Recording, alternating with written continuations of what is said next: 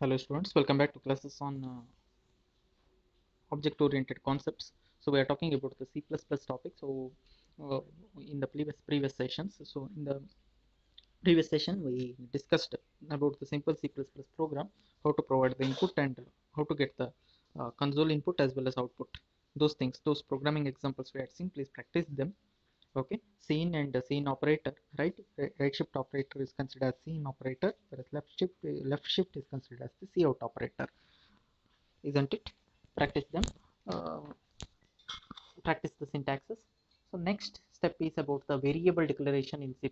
In the way how you declare the variables, no, in with respect to your programming, in the same way you are supposed to declare them in C++.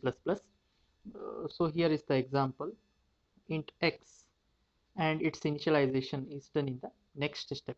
So initialization is done in the next step, that is your x equal to 10, what is marked, right? Here one cout example for cout console output statement. So value of x equal to, this is the string supposed to be entered inside double quote. Print the x, value of x, and l, and l is used for new line. Okay, and l stands for new line. You know about slash n, no, in C. So what is the purpose of using slash n? Move the cursor to the next line. The same task is done by and l statement. Okay, here one declaration of the pointer variable. Int iptr is the pointer of type integer. Okay, it holds some address value. See, initialization of pointer, this holds the address value of x ampersand x, then address of x will be printed. Okay, so address of x, this is the memory value, 0x21878163 is the memory value. Okay, it will be printed if you want to see that. So this is the example which tells you about the reference variable as well as declaration of a normal variable. What is reference variable? Reference variable is the one which holds the address of the location. So here we are considering that the reference variable declaration with the help of the pointer. The pointer declaration comes into picture. Int star iptr, recall the pointer things which you have studied already in C. So iptr is a pointer of type integer which holds the address of the, what is pointer? Pointer is the variable which holds the address of the another variable. So it holds the address of the variable x. How? Using ampersand you have to initialize. Okay, iptr equal to ampersand x.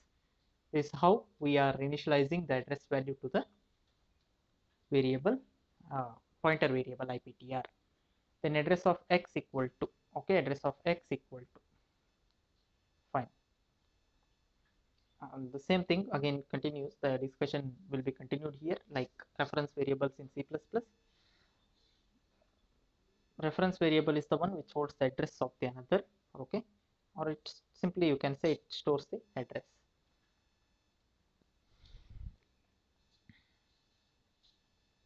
Let us consider this with the help of an example.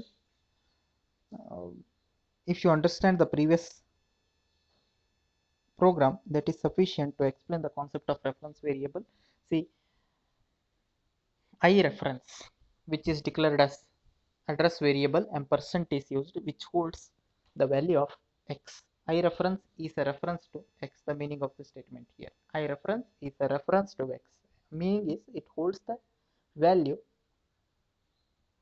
of the address of x. That's it. Okay,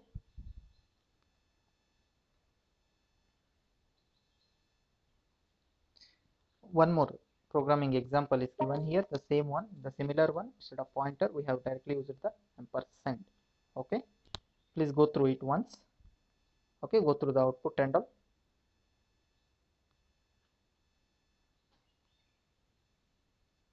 There is one more important topic, that is pass by reference, and pass by value. So in pass by reference, recall the things which you have studied in C. We are using the address as the parameter. Okay, address as the parameter.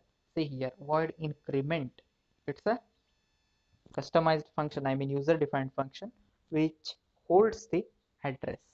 So what it holds? It holds the address parameter. Okay, so function and parameter, you must be knowing. This is the return type, void is the return type, increment is the user defined function. Whatever you write inside the bracket, it is called as, whatever you write inside the bracket is called as parameter. So see the type of the parameter. Type of the parameter is of type reference. This is the formal argument. Okay, actual argument will be passed later while calling the function or while defining the function body. So the main function and a customized your user defined functions available here. There is a main function, declaration of x, initialization of x, then make a call for the function. See, function call is done here, statement number 3 of void main, increment of x, then printing the value of x. Okay, then void increment function you check, it holds one parameter. So in place of parameter we are getting the actual value as x. So int ampersand r is there. No, this is the formal argument, formal reference argument. R is, what is the actual reference argument? That is x itself. Okay, so you are doing r plus plus. R plus plus in the sense, formally r, it is mentioned as r. So in place of r, what is the value substituted? Value of x is substituted to r, right? That is what x you are calling as the actual parameter, considering as the actual parameter. So r plus plus is the formal argument, x is the actual argument, isn't it? So in place of r plus plus, read it as x plus plus, value of x is incremented by 1. What is the previous value of x? Value of x was 10. Now x plus plus you are calling, so 10 plus 1 plus x plus plus stands for x equal to x plus 1, right? So new value of x equal to 11. What is the new value of x? New value of x equal to 11. That's it. That is what the output is. Where the output will be printed? See, 11 will be returned simply to the calling function. Calling function is main, called function is increment. So 11 that will be returned to the calling function. In the next statement, cout statement we have in the next step. So this is cout, it will simply print the value of x, right? Please note down this program.